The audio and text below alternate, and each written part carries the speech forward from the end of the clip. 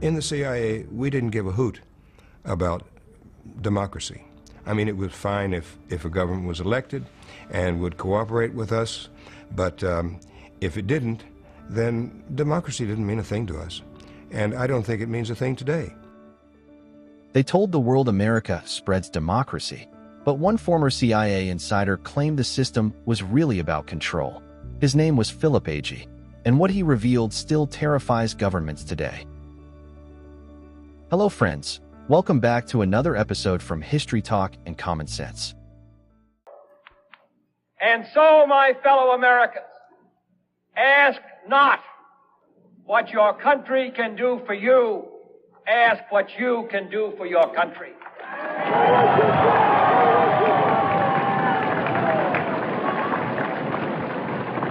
My fellow citizens of the world, ask not what America will do for you, but what together we can do for the freedom of man.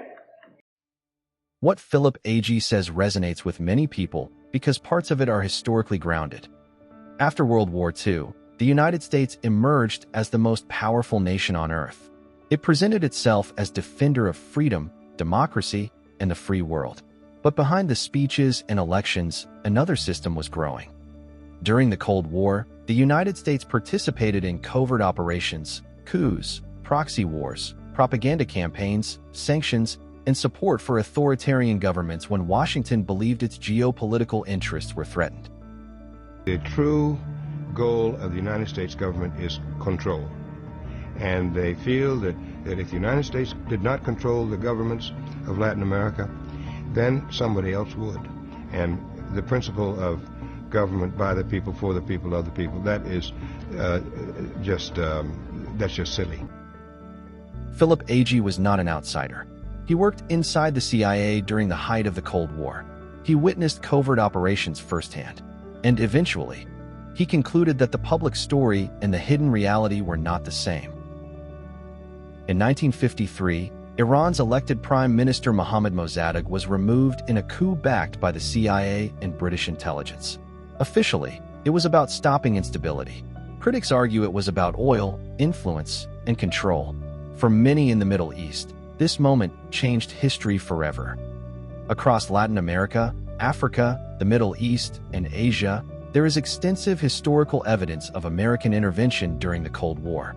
Some operations were justified internally as anti-communist containment. Others were tied to strategic geography, military alliances, economic influence, or energy interests. Many produced devastating consequences for local populations. So, when people in countries like Iran, Chile, Guatemala, Iraq, Libya, or elsewhere distrust American foreign policy, that distrust did not appear from nowhere. History matters. But reality is also more complicated than a single conspiracy. The United States is not a single mind. It is a massive system containing competing forces, strategic planners, corporations, intelligence agencies, media, politicians, activists, financial institutions, and public opinion. The first two claims have substantial historical support, that the United States repeatedly intervened abroad and that many interventions caused instability and suffering. But the third claim, that America is nothing more than an empire designed only to destroy and control, becomes too absolute to fully explain reality. Every major power in history sought influence. The British Empire, the Soviet Union, Imperial Japan, ancient Rome, modern China, and the United States. Powerful states attempt to shape the world around their interests. That is one of the constants of geopolitics. But after World War II, American power became global in scale. Military bases across continents, naval dominance, financial influence, intelligence networks, media power, sanctions, technology leadership.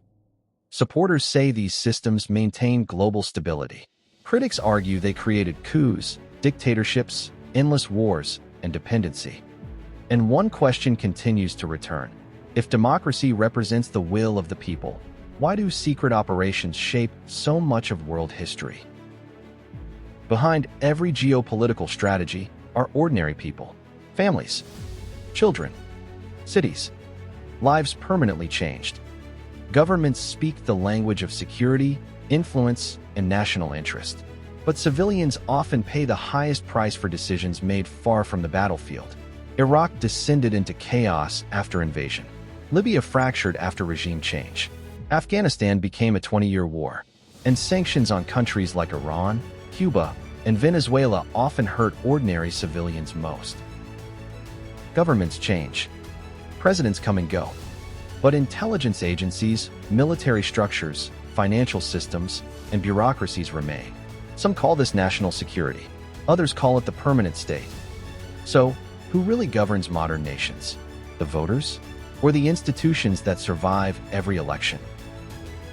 Perhaps democracy is real. Perhaps it is partially real. Or perhaps modern power simply learned how to wear the language of democracy.